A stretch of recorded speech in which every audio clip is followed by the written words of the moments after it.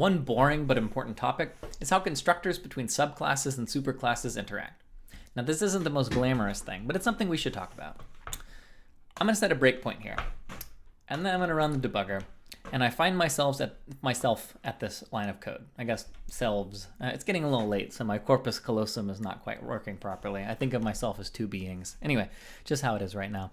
But when I get to this line of code, we are going to now create a eventual S-list, and we will step in one line. Here we are in the constructor, no great surprises. But what will happen next is you'll see a little surprising.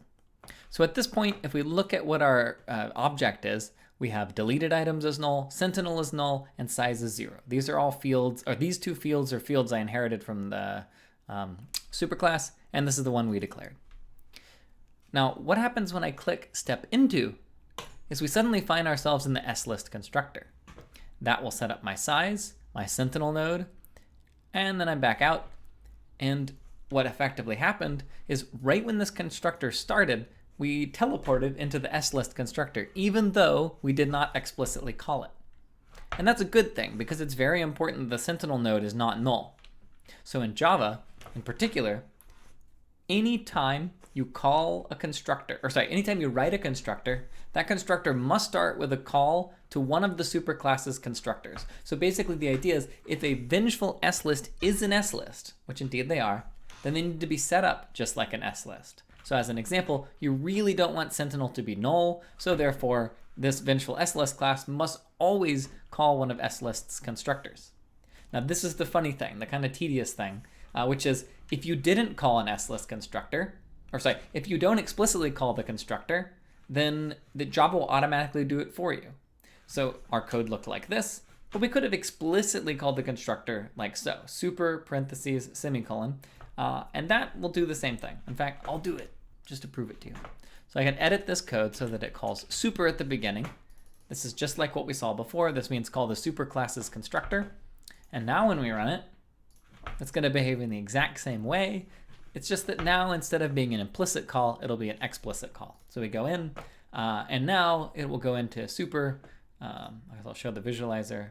It'll run through each of these things, and lines of code, and then we come back out here. Okay.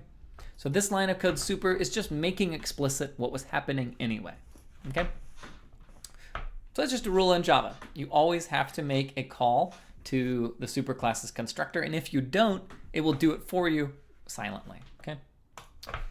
Now, let's suppose you want to use a super constructor other than the default no argument constructor. You can actually give parameters to the super keyword.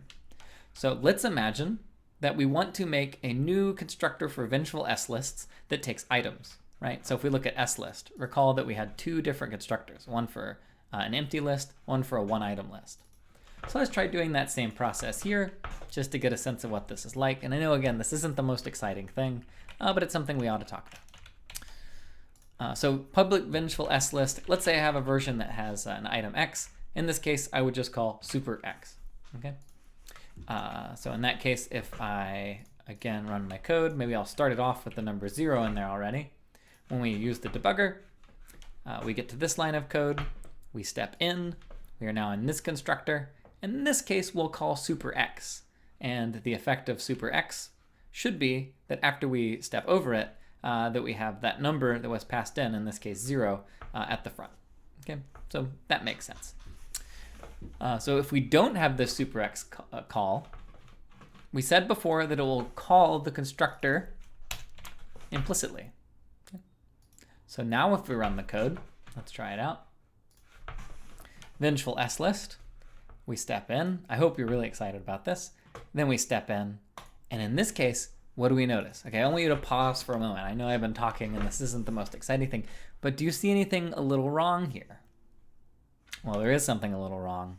Once we finish it off, we were supposed to have created an S-list which had an item in it, but actually we called the wrong constructor. We called this one. We didn't use the parameterized version.